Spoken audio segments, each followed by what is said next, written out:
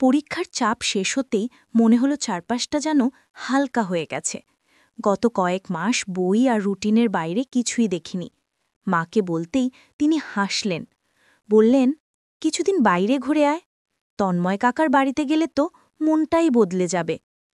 বাবার খুব কাছের বন্ধু তন্ময় কাকা ছোটবেলা থেকেই আমাকে স্নেহ করেন। তার বাড়ি শহর থেকে একটু দূরে, নিস্তব্ধ এক পরিবেশে, চারপাশে ফুলগাছ, পাখির ডাক আর ভোরবেলার কুয়াশা। এমন জায়গায় কেউ গেলে মন ভালো না হয়ে উপায় নেই। আমি ঠিক করলাম কয়েকদিন সেখানে গিয়ে থাকব। বাড়িতে পৌঁছনোর মুহূর্তেই কাকিমা দরজা খুললেন। তার চোখে সেই চিরচেনা শান্ত হাসি, পরিপাটি শাড়ি পরা, চুলগুলো খোপায় বাঁধা।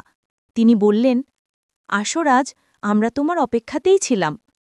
তার কণ্ঠে একরকম মাতৃত্ব আছে, অথচ আচরণে এক অদ্ভুত সৌম্যতা, যা কাউকে খুব দ্রুত নিজের কাছে টেনে নেয়। ঘরে ঢুকতেই দেখি কাকা বেরোনোর প্রস্তুতি নিচ্ছেন। ব্যস্ত মানুষ, অফিসের কাজের চাপ প্রচুর। তিনি বললেন, রাজ, নিজের মতো থাকিস, দুদিনে অনেক ফ্রেশ লাগবে। এভাবেই বাড়িতে আমি আর কাকিমা দিনের বড় অংশ কাটত দুজনেই। প্রথম দিনগুলো খুব স্বাভাবিকভাবে গেল। সকালবেলা গরম গরম খিচুড়ি, দুপুরে মাছ ভাজা, বিকেলে চা আর মুড়ি। কাকিমার হাতের রান্নায় অদ্ভুত এক ঘরোয়া স্বাদ। তিনি আমাকে নিজের ছেলের মতোই যত্ন করতেন।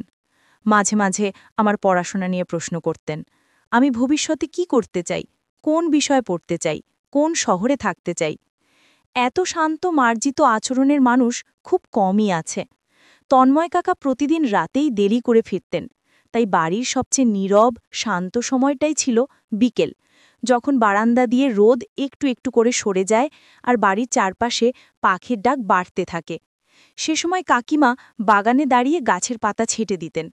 আমি বই নিয়ে বসতাম কখনো, আবার কখনই গল্প করতাম। তার কথা বলার ধরনে একটা আশ্চর্য শান্তি, যেন কারো সাথে কথা বললে মন ক্লান্ত হয় না, বরং হালকা হয়।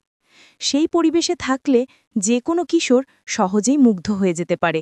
আমিও হয়েছিলাম।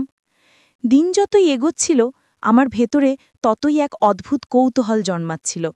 এই মানুষটার সম্পর্কে আরও জানার, তার ব্যক্তিজীবন সম্পর্কে কিছু শোনার। সেই কৌতূহল প্রথমে ছিল খুব সাধারণ, কিন্তু ধীরে ধীরে তা যেন বাড়তে লাগল। আর ঠিক এই জায়গাটাতেই আমার ভুলের সূত্রপাত। মানুষ যখন নিরিবিলি আর সৌম্য কারো কাছে থাকে, তখন মাঝে মাঝে তার মধ্যে ভুল অনুভূতি জন্মাতে পারে। এই অনুভূতি ঠিক কী, তা বোঝার মতো পরিপক্কতা তখন আমার ছিল না। একদিন বিকেলে হঠাৎ বৃষ্টি শুরু হলো। আমি বারান্দায় দাঁড়িয়ে বৃষ্টির গন্ধ শুঁকছিলাম। কাকিমা এসে আমার পাশে দাঁড়ালেন। তিনি বললেন, বৃষ্টি মানেই আমার পুরনো দিনের কথা মনে পড়ে। এতদিনে প্রথমবার তার মুখে শুনলাম এমন ব্যক্তিগত কথা। আমি জিজ্ঞেস করলাম, কোনো বিশেষ স্মৃতি? তিনি একটু দূরে তাকিয়ে বললেন, অনেক স্মৃতি আছে রাজ। কিছু স্মৃতি মানুষ মনে রাখে, আবার কিছু স্মৃতি ভুলে যেতে চায়। কথাটা গভীর ছিল, কিন্তু আমি ওর ভেতরের ব্যথা বুঝতে পারিনি তখন। সে রাতে একটা অদ্ভুত ঘটনা ঘটে গেল। আমি ঘুমোতে যাবার আগে দেখলাম কাকিমার ঘরের দরজার নিচ দিয়ে আলো আসছে। বাড়িতে সব নিভে গেছে, কাকা ফিরতেও দেরি হবে, অথচ তিনি এখনও জেগে আছেন। এমন সময় ঘুম ভাঙলে কৌতূহল স্বাভাবিকভাবেই কাজ করে, কিন্তু আমার কৌতূহলটা ছিল ভুল কৌতূহল। মনে হলো, উনি কি করছেন, কেন এত রাতেও জেগে আছেন? আমি পা টিপে টিপে তার দরজার সামনে গিয়ে দাঁড়ালাম। ফাঁকটা সামান্য খোলা ছিল, ভিতরের আলো দেয়ালে একটা দীর্ঘ ছায়া ফেলছিল। আমি মাথা একটু এগিয়ে উকি দিতে গিয়েই দেখলাম কাকিমা বিছানার পাশে বসে একটা পুরনো অ্যালবাম দেখছেন। কাঁদছেন না ঠিক, কিন্তু তার চোখ লাল। তিনি ছবিগুলোতে হাত বুলিয়ে দিচ্ছেন, যেন কারো স্মৃতি স্পর্শ করছেন। আমি স্তব্ধ হয়ে গেলাম। আমার মনে যত ধরনের কৌতূহল, যত ভাবনা, সব যেন ভেসে গেল। কিন্তু ঠিক তখনই আমি ভুল করলাম। দরজাটাকে আঙুল দিয়ে আরেকটু ঠেলে ফাঁক বাড়াতে গিয়েই দরজাটা খড়ড় করে শব্দে করে নড়ে উঠল। কাকিমা চমকে মাথা তুললেন। তার চোখ সরাসরি আমার চোখে। আমার শরীর মুহূর্তে জমে গেল। আমি পালাতে চাইলাম, কিন্তু পা যেন মাটিতে আটকে গেল। তিনি ধীরে ধীরে উঠে দরজার কাছে এলেন, খুব শান্ত, খুব স্থির কণ্ঠে বললেন, রাজ, তুমি এখানে? তার কণ্ঠে ছিল না রাগ, না বিদ্বেষ, ছিল একরকম গভীর ক্লান্তি আর হতাশা। আমি তোতলাতে লাগলাম, আমি মানে পানি খেতে।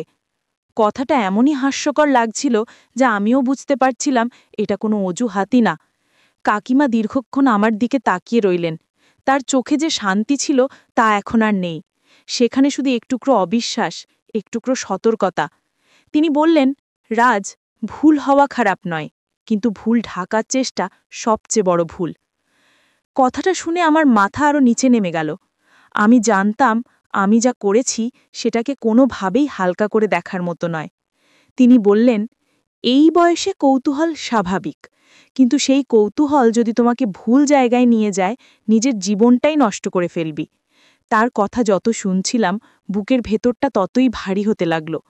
তিনি বললেন, আমি তোমাকে সবসময় ছোট ভাইয়ের মতোই দেখেছি। তুমি যদি এই বিশ্বাসটাই ভেঙে দাও, তাহলে আমার আর তোমার কাকার কাছে তুমি কোন মুখে দাঁড়াবে?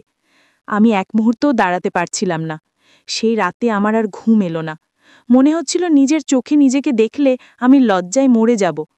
পরদিন সকালে কাকিমা এমন আচরণ করলেন যেন কিছুই ঘটেনি। এটাই আমাকে সবচেয়ে বেশি কষ্ট দিল, কারণ নীরবতা অনেক সময় শব্দের চেয়েও বেশি আঘাত করে। খাওয়ার সময় তিনি কোনো কথাই তুললেন না, শুধু মাঝে মাঝে আমার প্লেটে খাবার তুলে দিচ্ছিলেন। আমি মাথা নিচুই রাখছিলাম। তন্ময় কাকা রাতে ফিরে এলেন। কাকিমা তাকে কিছুই বললেন না। কাকা কিছু না জেনেই আমার মাথায় হাত রেখে বললেন, মা বাবার কথা শোনো, মন দিয়ে পড়াশোনা করো। তার এই অজান্ত স্নেহ আমাকে ভেতর থেকে ভেঙে দিল। সেই রাতেই আমি ঠিক করলাম যে আমি আর এখানে থাকতে পারবো না। ভুলটা যত ছোটই হোক, ভুল তো ভুল। ভোরের আলো ফুটতেই আমি ব্যাগ গুছিয়ে নিলাম। কাকিমার সামনে দাঁড়িয়ে বললাম, কাকিমা, আমি বাড়ি যাচ্ছি। আমি গতকাল যা করেছি তার জন্য। কথা শেষ করার আগেই তিনি বললেন, তোমার ভুলটাকে আমি ক্ষমা করে দিয়েছি রাজ, কিন্তু মনে রেখো, যে ভুল থেকে শিক্ষা নেয় সে বড় হয়, আর যে ভুল থেকে পালায় সে কখনো পরিবর্তন হয় না। তারপর তিনি খুব ধীরে বললেন, তোমার জীবনে অনেক মানুষ আসবে, অনেক সম্পর্ক তৈরি হবে। কৌতূহল তোমাকে ভুল পথে নিয়ে যাবার চেষ্টা করবে বারবার, কিন্তু নিজের সীমা তুমি নিজেই ঠিক করবে। আমি মাথা নাড়লাম। সেদিন তার প্রতিটি কথা আমার মাথায় একটি নতুন দিশা খুলে দিল। মা বাবার কাছে ফিরে এসে বুঝলাম, মানুষের বড় হওয়া মানে শুধু বয়স বাড়া নয়। বড় হওয়া মানে নিজের ভুল চেনা, আর ভুল জায়গায় দাঁড়িয়ে নিজেকে থামাতে শেখা। আজও সেই রাতের কথা মনে পড়ে, যে রাত আমার জীবনের প্রথম সত্যিকারের শিক্ষা দিয়েছিল। মানুষের শ্রদ্ধা, বিশ্বাস, সীমা এসব ভাঙলে সম্পর্ক ভেঙে যায়, আর সম্পর্ক ভাঙলে মানুষই ভেঙে যায়।